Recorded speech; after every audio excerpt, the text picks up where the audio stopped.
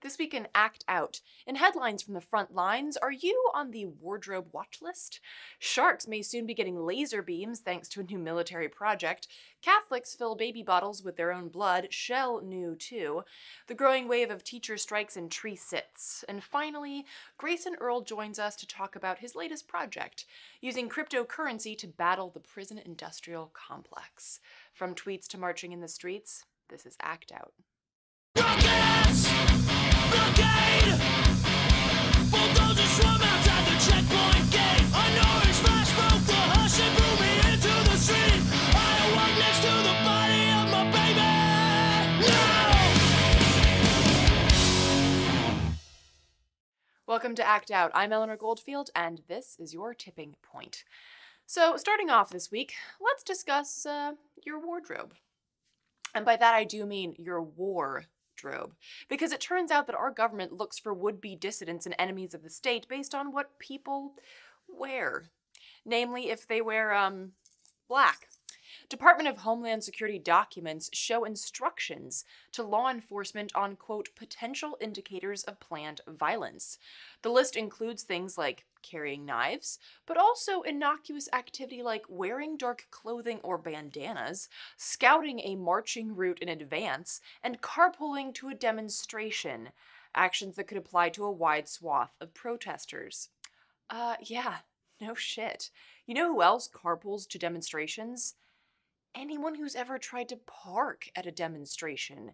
And seriously, how the hell do you know if someone's scouting a march route or looking for an address on a Tinder date?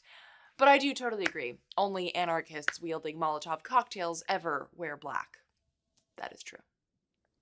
Originally written in September 2016 under Obama's presidency, the report foreshadows law enforcement actions during the inauguration protests in D.C., echoing the sort of broad-stroke approach used by the FBI and other agencies with regards to protest and dissent. It's quite clear that the DHS wasn't, and isn't, interested in precision or accuracy. What it's looking to do is build fear and break down dissent, pure and simple. So, in response, I will be wearing black and wandering around march routes with my Leatherman while using several carpooling apps at the same time. Moving on, let's take a look at sharks with laser beams. No shit. The Defense Advanced Research Projects Agency, or DARPA, sent out a press release earlier this year lamenting that the world's vast oceans and seas offer seemingly endless spaces in which adversaries of the United States can maneuver undetected. Yeah, those Russian sharks with laser beams are sure pretty damn shifty. If only there were a way to detect them. Enter PALS. Yeah, again, no shit. PALS, or the Persistent Aquatic Living Sensors Program, will study natural and modified, whatever that means, marine organisms in order to determine which ones can be used in detecting manned or unmanned underwater vehicles. The idea being that those detections can then go on to be interpreted and relayed to hardware devices so that Captain America and Aquaman can save the day. Multiple organizations have raised concerns about using marine life for military detection purposes. For instance, DARPA noted that they wouldn't use, quote, intelligent mammals or endangered species as part of the project, but they never specified what the fuck an intelligent mammal is, besides not them.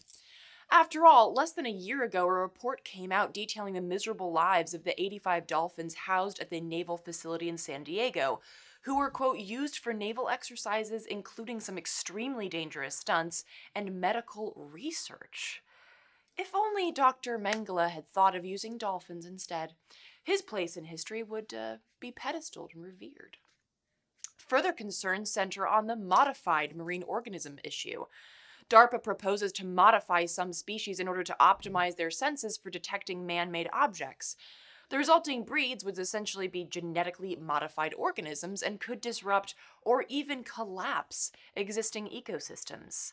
Indeed, the ocean ecosystems are already fragile at best thanks to our assholery, and now we want to drop a bunch of militarized Nemos into the middle of them and hope for the best. Which brings me to the final point. Just generally speaking, what fucking right do we have to use marine life in any way, but particularly to help us perpetuate war across the planet? For the sake of the dolphins and all of their marine friends, this is how I hope it plays out. The military, as they are wont to do, completely misjudge their new toy and don't stop to consider the fallibility of life, be it a barnacle or indeed a stupid human. So somewhere down the line, a stressed out fish with a fucking sensor strapped to its head triggers a hardware detection alarm, that in turn triggers our trigger-happy military to nuke half the Pacific, triggering earthquakes and tsunamis, wiping out millions of people. And when the foam finally settles, the remaining starving humanoids will find out that that little puffer fish actually triggered on a rubber tire floating innocently in our sea of trash in the middle of the ocean. And then I hope at least those humanoids will have a good chuckle before they die of starvation.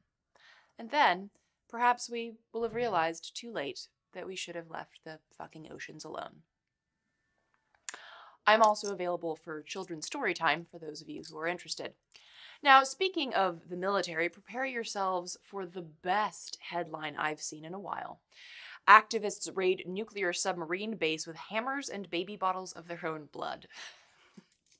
I mean, can we just take a second to appreciate how wonderful that headline is? So here's what happened. 7 Catholic Kings Bay Plowshares activists walked onto the Kings Bay Naval Submarine Base, not so much raided it, in Georgia and proceeded to put up caution tape, smear red paint on buildings and signs around the base, and of course outfit themselves with hammers and blood-filled baby bottles. The action was part of the larger Plowshares anti-nuclear arms movement that routinely breaks into nuclear weapon sites such as the Kings Naval Base. The 7 activists were handed over to local authorities following the action and face charges of trespassing and defacing federal government property. Ladies and gents of the Plowshares groups, I raise my baby bottle to you. Now, moving on to a far more severe sentencing for people and planet. Last week, the Michigan DEQ approved a 60% increase to Nestle's water withdrawal operations in Everett, Michigan. They'll now be able to pump 400 gallons of water per minute. The White Springs well site of this Nestle atrocity is less than a 2-hour drive from Flint, Michigan, who, by the way, still doesn't have any fucking clean water. Oh, but according to tests cited by Governor Rick Snyder's office, the water's fine. When filtered. Fine enough, in fact, that the state has decided to end their free water program for Flint. According to Snyder, distribution centers with supplies of state-funded bottled water will close when their current supplies run out. Perhaps it's no surprise, then, that a record number of public comments came in regarding Nestle's new permit. And hold on to something, because while 75 were in favor of the permit, 80,945 commenters were against the request. Remember that Princeton study that came out in 2014 stating that the U.S. is an oligarchy and that the preferences of rich people have a much bigger impact on subsequent policy decisions than the views of middle-income and poor Americans? Well, yeah, if you remember that, this latest decision in Michigan is that study in practice. And it's not like it doesn't happen every goddamn day, but to actually see the numbers right there, to have them, to see it in front of you that, oh, only 75 people who I can only imagine are either filthy rich or suffer from aquaphobia or both, only 75 people think it's a good idea. More than 1,000 times as many people think it's some bullshit. And yet, you know what? I'm gonna have to go with the foaming at the mouth trust fund babies on this one.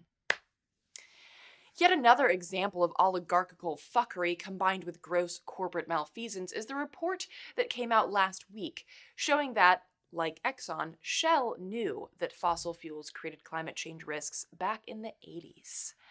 Internal documents show that as early as 1986, Shell's scientists knew and in fact warned the company that unless action was taken immediately to curb the release of greenhouse gases into the atmosphere, it could, quote, be too late to take effective countermeasures to reduce the effects or even to stabilize the situation.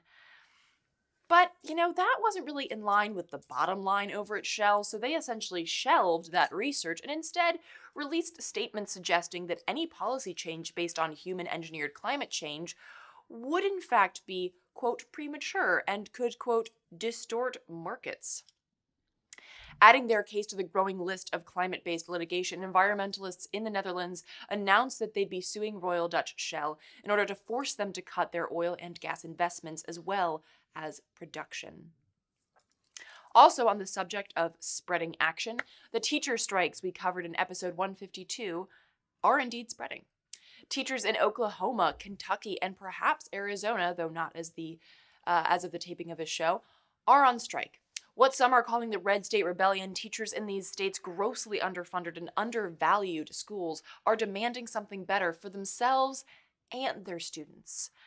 Arizona and Oklahoma rank almost last in spending per student, according to a report by Concordia University Portland earlier this year, at 48th and 47th, respectively. It's no surprise that students go to schools that are falling down, use aging and torn apart textbooks. One mother posted this image on Twitter, a textbook that looks like it's been jammed into an unwilling shredder, still listing George W. Bush as the current president. Furthermore, Oklahoma sought to fix the education budgeting problem by dropping 20% of their schools down to 4-day weeks. But as this Kentucky teacher's sign makes clear, some cuts don't heal. And these teachers are tired of seeing their students and themselves bled dry for the sake of corporate profit. In a show of solidarity with this growing wave of teacher strikes, teachers in West Virginia released this statement last week. The West Virginia IWW fully supports the struggles of rank-and-file educators across Kentucky, Oklahoma, and Arizona to achieve the following. Win higher wages for all educators and service personnel that are based on cost of living adjustments for the state. Provide future long-term funding for public schools through progressive tax structures. And increase state contributions to state insurance and retirement plans. As the famous labor activist Mother Jones once said, "Someday the workers will take possession of your city hall, and when we do, no child will be sacrificed on the altar of profit." May the workers of this present revolution force the state to reckon with their demands, knowing that their task is one of liberating justice for working people and children everywhere. Solidarity forever, fellow workers of West Virginia. Now, in our final piece of contagious news, the tree sits that we covered in episode 154 have now spread to Roanoke County, Virginia. In protest of the Mountain Valley Pipeline, a 61-year-old woman calling herself Red took to a tree last week on land that's been in her family for 7 generations. She said she'd do anything she can to protect the mountain, and she hopes that her actions will open people's eyes to the devastation that this pipeline would cause. Now, last Thursday, the attorneys representing Mountain Valley Pipeline threatened Red and her family with a restraining order, a preliminary injunction, and contempt of court charges if she didn't descend from her tree sit. Now, a reminder, this is land that belongs to the family, that Mountain Valley obtained through eminent domain against the family's wishes. So, how did Red and her family respond? Well, they added another tree sit. Posting on Friday, the day after the threat of legal action came from MVP, the page Farmlands Fighting Pipelines wrote, "Another tree sit launched on Bent Mountain Family Farm." Red and her family have not 1, but 2 tree sits on their property. Red and her family are deeply committed to stopping the Mountain Valley Pipeline. And we'll include a link to support their efforts at the end of the show and in the show description online. And those are the latest headlines from the front lines. What you've just seen and what you're about to see is 100% independent activist news, and we need your help to keep acting out. So to become a patron of our show, visit patreon.com/actout.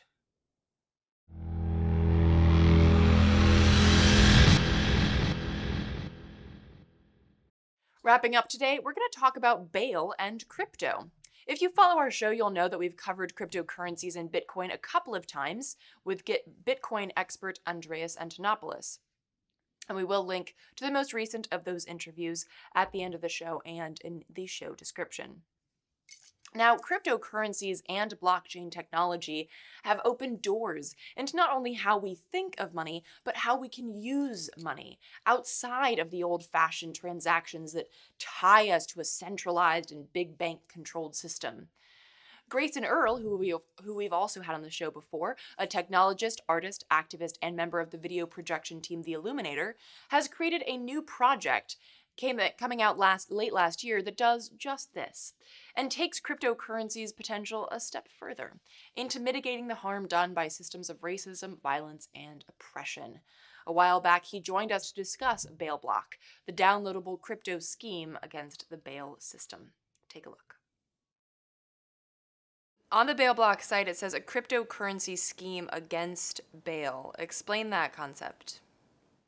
Well, I mean, we wanted it to be kind of trolly, and kind of set our intentions with our audience, because we're not shills for cryptocurrency. We're all highly critical of it. I mean, it's really just a sort of financial capital mechanism. But we wanted to sort of like occupy that idea, take advantage of it in its infancy, and put it to a kind of a leftist or radical cause. In this case, we're paying people's bail with the idea that, like, if this actually happened on a large scale, you could break a court system, because they're like not even set up to be able to hear as many cases as there are. There's like they're built on top of this assumption that over 90% of people in the New York area will just take a plea bargain rather than take their case to trial, and in large part that's because they can't afford bail. So yeah, theoretically, if you like paid everyone's bail, you could just break the court system, and that could be interesting. We might have to change the way they police people, or that some solution would have to be found, I think. And obviously, the concept of bail is is really problematic because we're not supposed to have debtors' prisons, and yet people are in jail because they can't pay to get out of jail, which is kind of like you're being arrested for resisting arrest type of logic. So you say that you're not a fan of cryptocurrency. Do you think that cryptocurrency is sort of like a tool that could be used for good, or do you think just the concept is flawed inherently?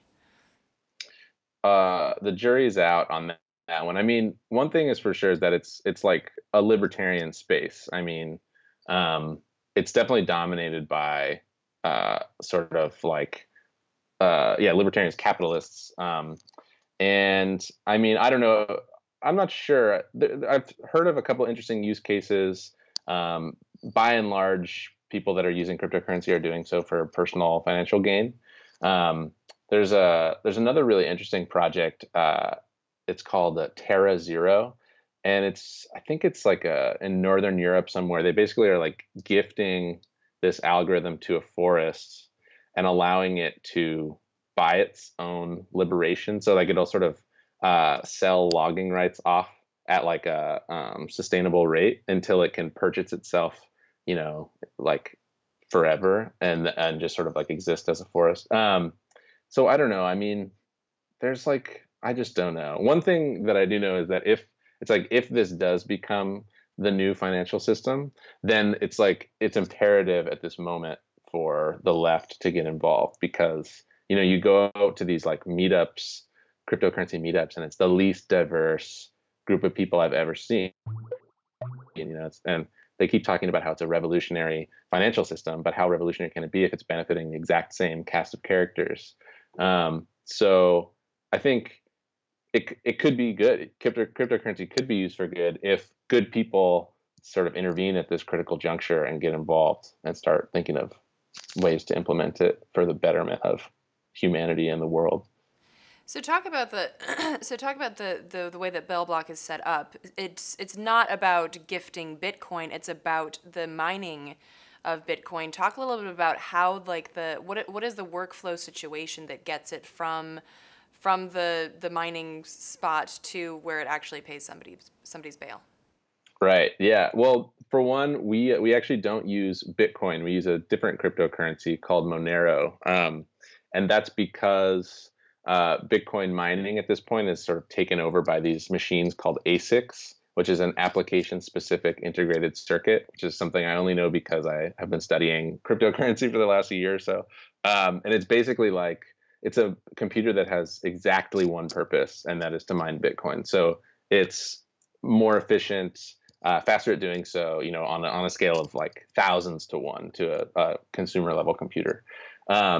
So it's basically non-viable to mine Bitcoin with a standard laptop or something. So a lot of the newer coins, such as Monero and Ethereum and so on, they're ASIC resistant, and they do that because basically, if people who own a ton of these ASIC machines, you can start a Bitcoin farm, and then it kind of defeats the sort of decentralization goals of cryptocurrency.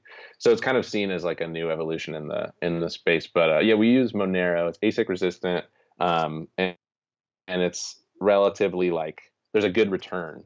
So even if you're mining it on like not a supercomputer, you're still making money, even regardless of the electricity costs. And what mining is, just sort of in general, is like the upkeep of the network. So everyone, if you want to start a cryptocurrency, the idea is to decentralize it, right? And so everyone has to have a copy of the ledger of like all the transactions that have ever occurred, so that, if person A says, I have 10 Bitcoin to give to person B, then persons A through Z can look at the ledger and go, okay, yeah, that makes sense, like send it over. And so there's like this increased level of participation that you can opt into, which is to mine or sort of verify transactions across the network. And so you basically like volunteer your computing power to do so. It's just sort of running a program in the background. Or for large mining operations, it's the only thing your computer is doing. And there's an incentive built into that process. So you get a little like kickback of Bitcoin, or in this case, Monero. And that's, part of, if you're sending money across the network, there's like a fee built into it. That's rewarded to miners. And then there's also a sort of built-in reward system that just sort of puts out new coins into the network over a period of time. So anyway, like Bailblock is just mining all together. So there's like, at any given moment, there's probably about 1,000 to 1,500 people using Bailblock, and they're just, solving these transactions and then getting tiny little kickbacks. And we just put that all into one Monero wallet, and then cash it out every month. So we take our Monero and put it on an exchange. We use Bittrex, which is just like it's like this New York stock exchange of cryptocurrencies, and then trade Monero for Bitcoin, and then Bitcoin to a Coinbase wallet, and then Coinbase will just buy it from you. And then we put that directly into the New Inquiry bank account and cut a check for 100% of whatever we raised to the Bronx Freedom Fund. And then they put that for use directly to bail. So they don't even like take out costs for administration or personnel or whatever. They just get people out on bail with that money. So in the first month, we raised just about $3,000. That's great. And yeah, and they can get out, 3 people right away, because the average bail is about $900. But then once they are done with their case, most of the time the money comes back. And so it can be posted, another person's bail can be posted, and this can actually get out like, 10, 20, 30 people, which would be cool. So is the goal then obviously this is looking into the future, but is the goal then to throw a wrench into this system enough that the bail system becomes unusable or not worth it to play this game anymore? Is that sort of like the long goal? And do you then think that like Bailblock is something that could precipitate that? I mean, we hope so. It would be interesting. There's kind of like 2 ways this can go. One is we just are contributing to a conversation that already has some momentum. Even the New York Times is saying like, okay, it's time to end cash bail. And it would be great to play a part in like getting some sort of like, bail reform through or something. But like we are, at our core prison abolitionists, and we're also interested in like grander, more practical, or more sort of radical outcomes. And yeah, I mean, if 100,000 people use Bailblock, then we could like actually get every single person in an area the option to not take a plea bargain and to take their case all the way. And there's not enough judges or courtrooms in the world to hear all those cases. So something would break and necessarily change, and that would be great. Is this something that, because obviously you're doing this in New York, is this something that can be copy and pasted for different people's communities around the country? It's a good question. We're currently talking with a few bail funds around the United States, and a few people who are interested in like taking this nationally. Also, paying like immigration bonds and that kind of thing is kind of on our radar. So we're we're interested in doing that ourselves, and we also open source the code, so that could be done by anyone. But we're thinking about doing that ourselves. It's just going to take, a lot of time to organize and stuff. So finally, what would be the requirements for somebody who wanted to offer up their computer to potentially help out with this? All you have to do is, sorry, I got nephews here. All you have to do is go to bailblock.thenewinquiry.com or just bailblock.com. And that's BLOC because we're trying to sound cool. And then just click the download button, and then you're basically done. On Mac, you have to, double click the application after dragging it into your applications folder. And on Windows, I think it's just an installer. And then it sits at the top of your taskbar as a little like sort of retro B logo, and it's on. And it's by default, it's like low impact, so you shouldn't notice it at all. It's about the same computing and energy usage as like a YouTube video playing in a tab on your computer. So you should be able to do everything else while that's happening. And you can click on like the logo and then stats to see the overall contributions of everyone on the network. But yeah, it's very simple, very unobtrusive, and everyone should do it, and invite 3 friends to do it. To download the program and fight the bail system without even having to get up, visit bailblock.thenewinquiry.com. To learn more about Grayson and his awesome work, visit graysonearle.com. And that will do it for this week's Dose of Dissent. Thank you so much for watching. Please do spread and share this with all of your friends, foes, and people that you don't know.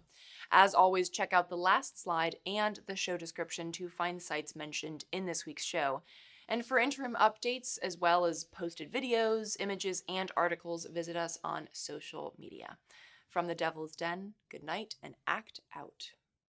And real quick, to keep independent, non-corporatized media like this show going, donate at Occupy.com/donate. If you'd like to donate directly to Act Out, visit Patreon.com/actout.